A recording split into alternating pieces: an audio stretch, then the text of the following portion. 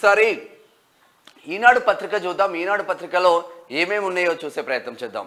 మెరుపులు లేని మధ్యంతరం, తాయిలాలకు దూరంగా తాత్కాలిక బడ్జెట్, కొత్త పథకాలేవీ లేవు, పాత స్కీముల విస్తరణకే ప్రాధాన్యం, ఉద్యోగులకు దక్కని ఊరట, ఆదాయపు పన్ను స్లాబులు యథాతథం, ద్రవ్య లోటు తగ్గింపునకే ముగ్గు, అంగన్వాడీలు ఆశాలకు ఆయుష్మాన్ భారత్ వర్తింపు, పెరగని పీఎం కిసాన్ సహాయం, ఆహారం ఎరువుల రాయితీల్లో 8% కోత, మౌలిక వసతుల కల్పనకు 11.11 లక్షల కోట్లు, ప్రధానమంత్రి గ్రామీణ ఆవాస్ యోజన కింద 5 ఏళ్లలో 2 కోట్ల ఇల్లు ఇస్తారంట.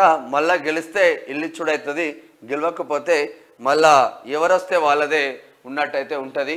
తాయిలాల తలుక్కులు లేవు, కొత్త పథకాల చమక్కులు లేవు, పన్నుల్లో తగ్గింపులు లేవు, పిఎం కిసాన్ సాయంలో పెంపులు లేవు, ప్రజాకర్షణ ప్రకటనలు లేవు, ధరల్లో ఊరడింపు నిర్ణయాలు లేవు, చూపించిందంతా 10 ఏళ్ల ప్రగతి పథమే, వినిపించిందంతా వికాసిత్ భారత్ జపమే.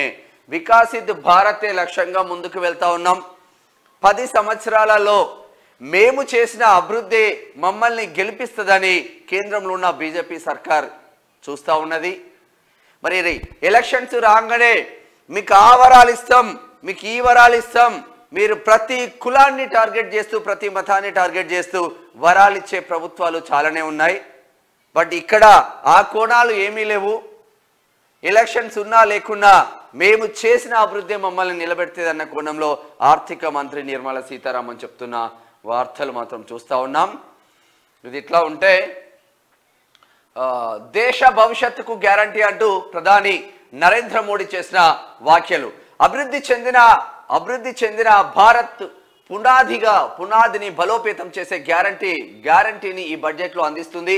యువత, పేదలు, మహిళలు, రైతులు అనే భారత్లోని 4 స్తంభాలకు ఇది సాధికారత చేకూరుతుందంటూ ప్రధాని నరేంద్ర మోడీ చేస్తున్న వ్యాఖ్యలు.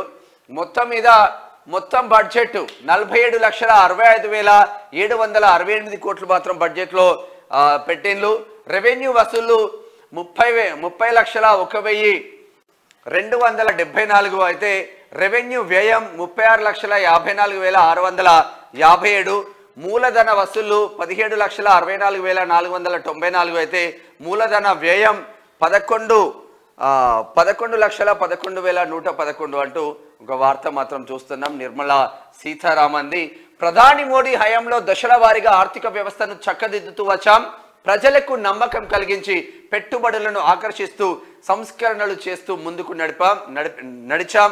అలా దేశం ఫస్ట్ అనే మా బలమైన నినాదాన్ని విజయవంతం చేశాం, అన్ని రంగాల్లో స్థిరమైన ఆర్థిక వృద్ధి సాధించామని నిర్మలా సీతారామన్ ఆర్థిక మంత్రి చెప్తున్న వార్తలు మాత్రం చూస్తూ ఉన్నాం.